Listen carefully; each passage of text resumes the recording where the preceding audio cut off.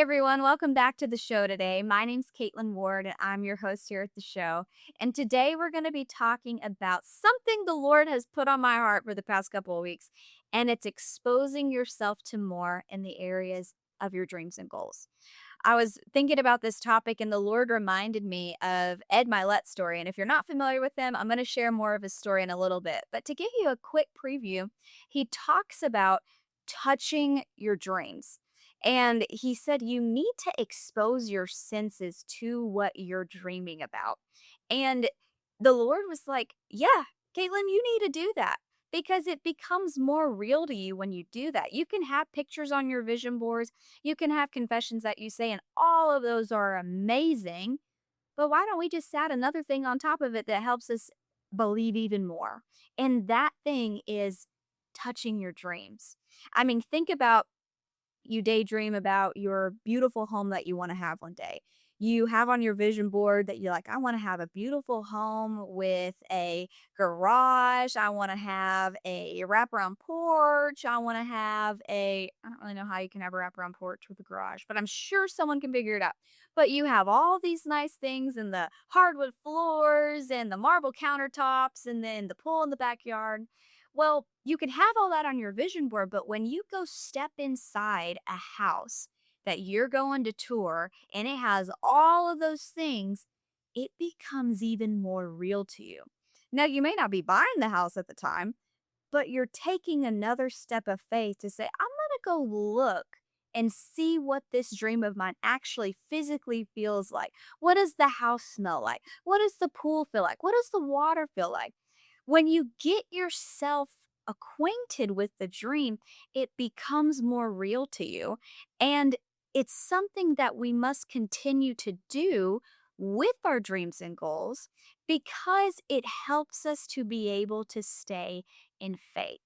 I mean, I've been there where when I was younger, I would constantly be dreaming about living in a neighborhood. I never lived in a neighborhood growing up.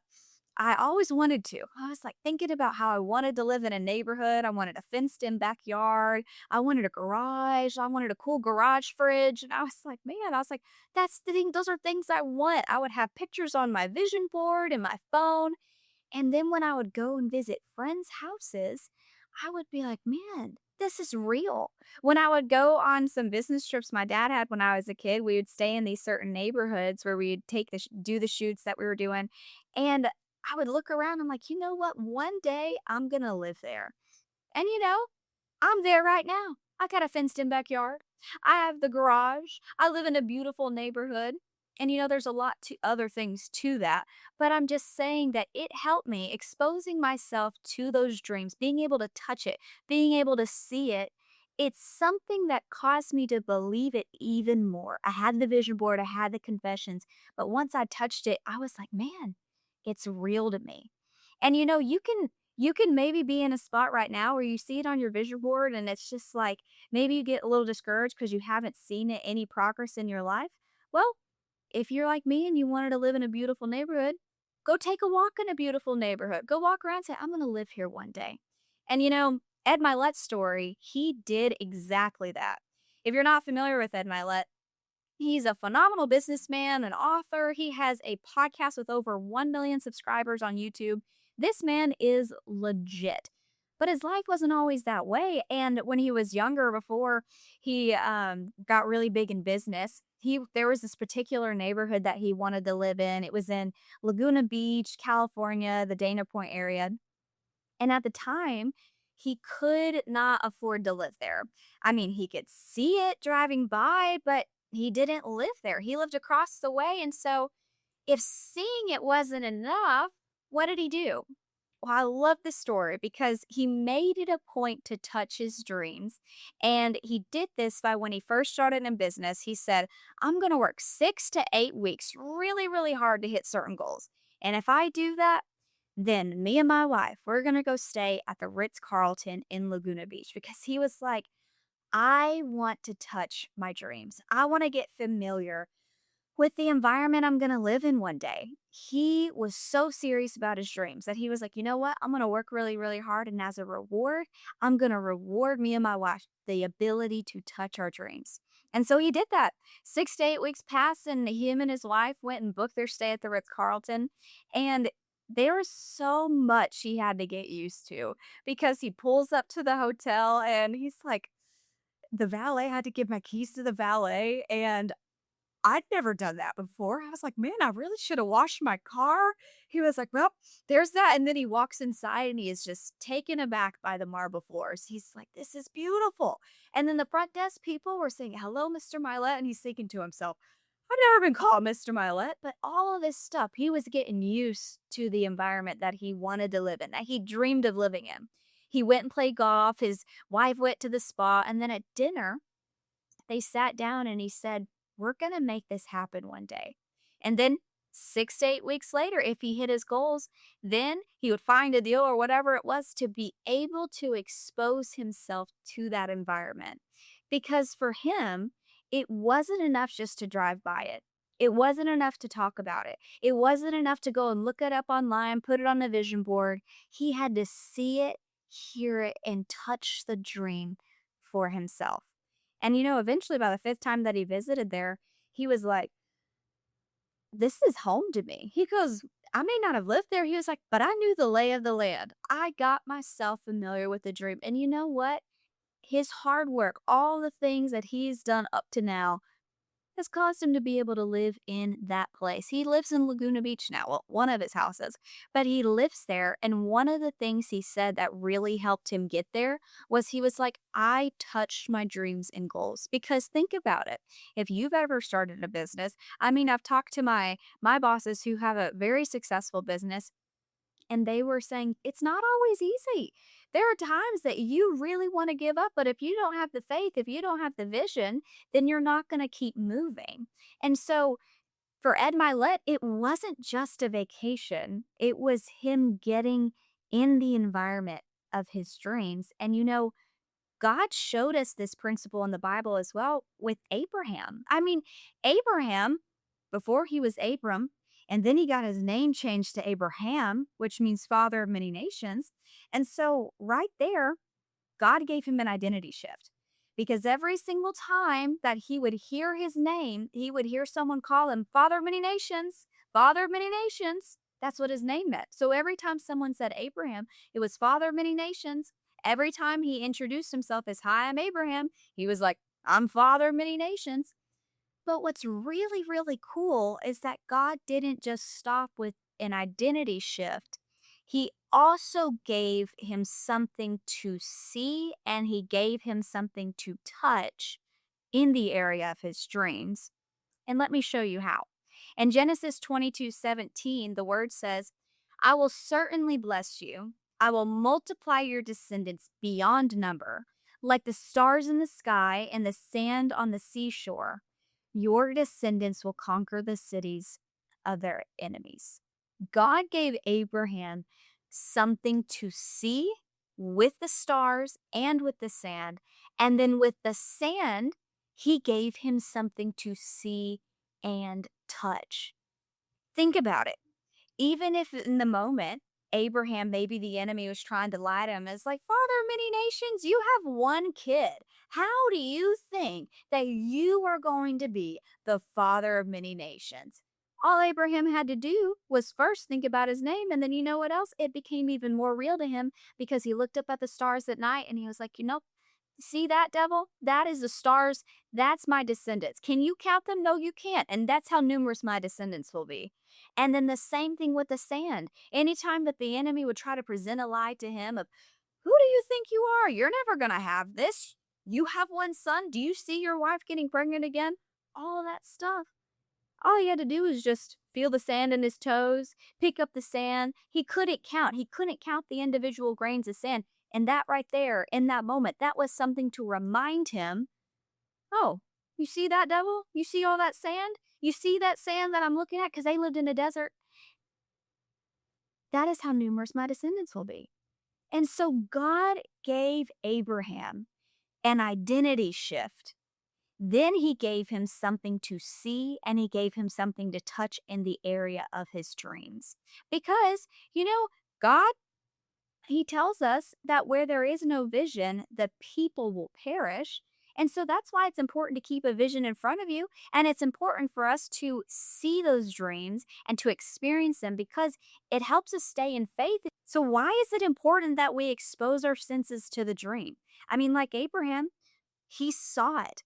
And seeing that, that increased him to believe it. Like, yeah, I believe that I'm the father of many nations. And it was just a reinforcement and it grows your faith. And when we see something and we believe it and we have faith and then we put the works towards it, we're eventually going to see it in our lives. And when you look at Abraham's lineage, he became the father of many nations because Abraham had Isaac. Isaac had Jacob. Jacob had 12 sons, and those 12 sons became the 12 tribes, and that created a massive nation. So he became the father of many nations. Isn't that amazing? That's something that God, he never makes a mistake. And you may be seeing right now that that one thing that you have no idea how that is going to get you to where you need to be. But God just needs you to believe and he takes care of the hard part. Abraham, he had one son, but that one son produces Jacob, that then produced 12 sons, that then produced a massive nation. God promised that he would be the father of many nations. And he gave him a name change, gave him an identity shift. And then he also gave him something to stay in faith with. He gave him something to see and he gave him something to touch. So anytime the enemy would come at him with, how are you going to be the father of many nations? You have one son. How is that going to happen?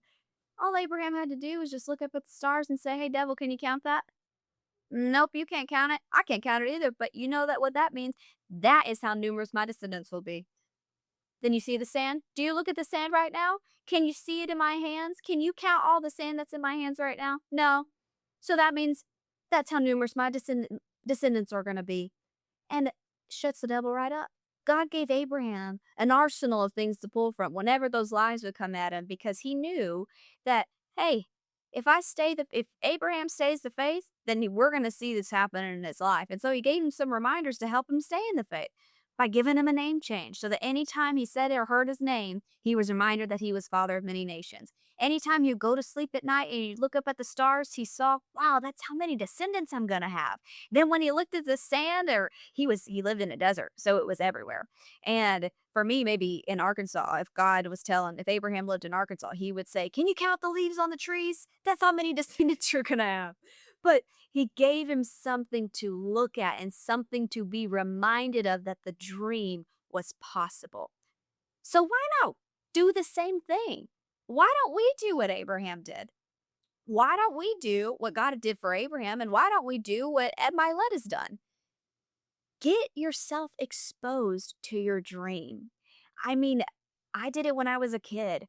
I always dreamed of being in a beautiful home in a neighborhood where I could go on nice walks with a fenced in backyard and a garage. And I mean, you know how the houses they have the security system when you open a door, it's like front door. That right there, I dreamed of having that, okay? I didn't have that growing up. I always desired to have those things, and I knew I was going to have it one day. I knew that God was going to be able to put me in a position to have a house like that one day. And so what I would do in college is I would go and drive around those nice neighborhoods. And anytime I used to nanny in college, and when I nannied for those places and they had those nice things, I just thought, just like Ed Milet did, I'm going to live in one of these one day. I'm going to live in a place like this one day. And would you know it? I do. Now, there's a lot of other things that got me to where I am right now, but that little thing helped me stay faithful. If your dream is to own a nicer car right now, go test drive something. You may not have the money to buy a new car. Don't be stupid and just say, oh, I have the faith. I'm going to go buy this car I can't afford. That's dumb. God says use wisdom. You know what's free? Going to test drive one. Go test drive the car. Get what fresh leather, that sounds silly, but like brand new leather, that has a nice smell to it. Get your senses of like, I'm going to have a nice car like this one day. Oh, it's got a backup camera. Oh, it has those ones with the aerial footage around it. Man, this is possible. I'm going to have one of these one day. And if your desire is to have a beautiful home where all of your kids can have their own room, go and look at some open houses. And hey, even take a weekend just like Ed Milet did and like save up and then stay a weekend at a really nice Airbnb. But get yourself exposed to those things because vision boards are awesome. And saying your confessions are so biblically found, like biblically rooted. And those things work. But another little cherry on top you can add is getting your senses exposed to those things. Or maybe you want to be in full time ministry.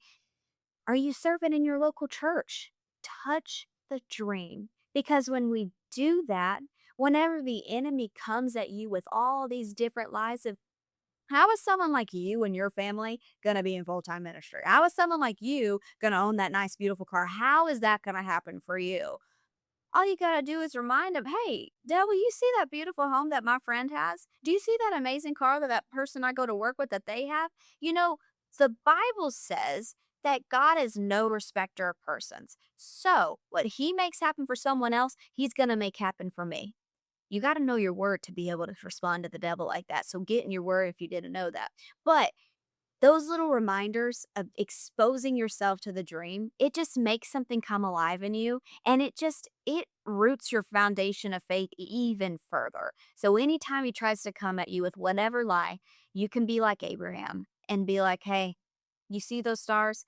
That's my descendants. Anything that you say is a lie."